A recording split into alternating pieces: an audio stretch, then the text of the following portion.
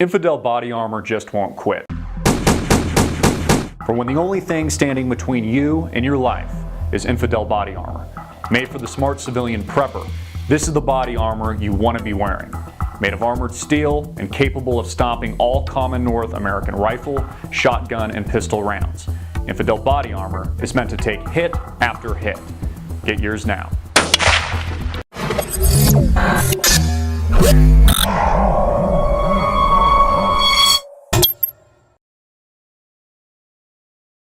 Hey everybody, I'm Christopher Green. You're tuning in to AMTV Alternative Media Television. So today I'm going to address what happens next in Syria. At least my take is the way that I see it. Now, the first thing that you need to understand is that the war in Syria wouldn't even be taking place right now. The civil war in Syria wouldn't even exist if it wasn't for the United States starting it, helping to propel it, helping to create this division, helping to arm the terrorists on the ground. That are helping to overthrow Bashar al-Assad and his government, arming al-Qaeda-linked groups like the al-Nusra Front, things that we confronted John McCain about. And he was angry when we asked him the truth. You know, we asked him some real pertinent questions, and wasn't giving him a softball he could just hit out of the park, from a Fox News reporter.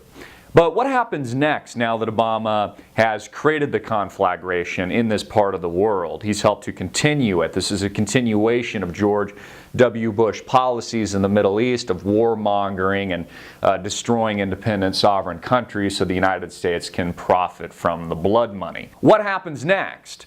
Because Obama sat down like a bitch the other day, just got owned, checkmate by Vladimir Putin in Russia, largely winning the information war, not just from a Snowden level, not just from a surveillance state level, and an NSA level. But what happens in Syria? Going back to Syria, because the war isn't going to stop. The killing and the dying that the United States has created isn't going to stop in Syria. So what we're really waiting for in Syria is another event. We're waiting for another flashpoint, another staged terror chemical attack to accuse Assad of killing children so Obama can throw more children under the bus, just like he did with Sandy Hook, to play to the emotional card of the American people so that we just can't take it anymore and we have to start dropping bombs.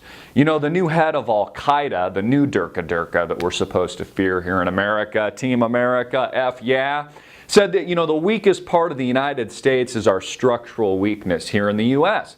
And he couldn't be more right. We're just waiting for another strike point.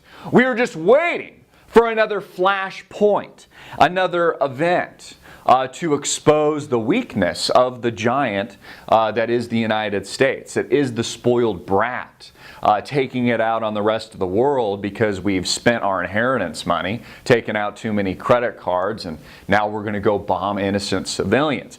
So the administration and the government need something else. They need something bigger to woo the American people to the battlefield once again, that they like to pitch as a technological war now. It's a limited strike, they say.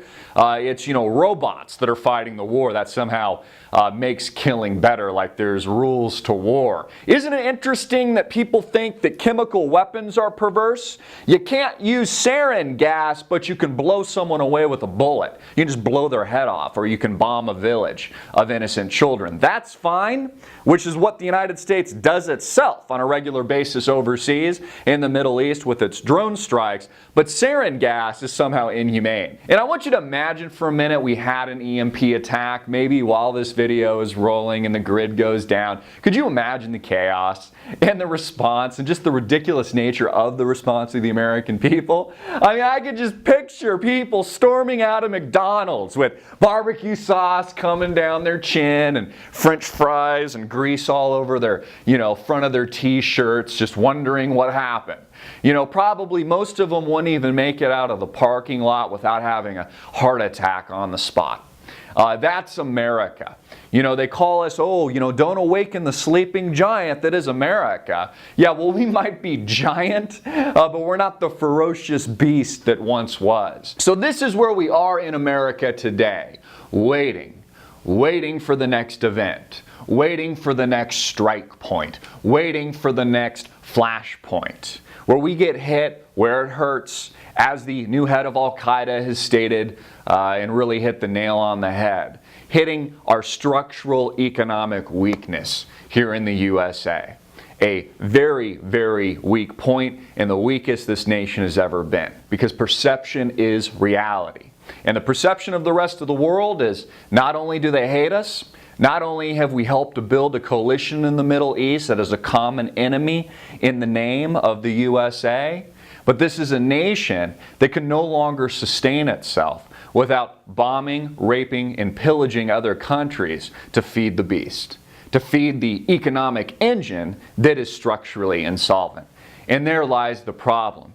Without addressing the structural disease here in this country, the structural disease in and of itself, we can have no real fundamental change going forward. There is no hope for an extension or a continuation of the quote-unquote American dream without addressing that first.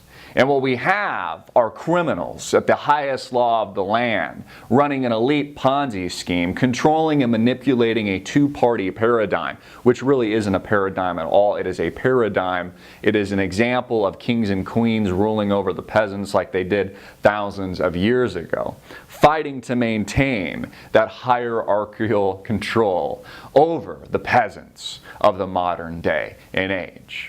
I'm Christopher Green, and you're watching AMTV, Alternative Media Television, hard-hitting and in your face. Get this video out everywhere, share it with your friends and family, make it viral. Peace.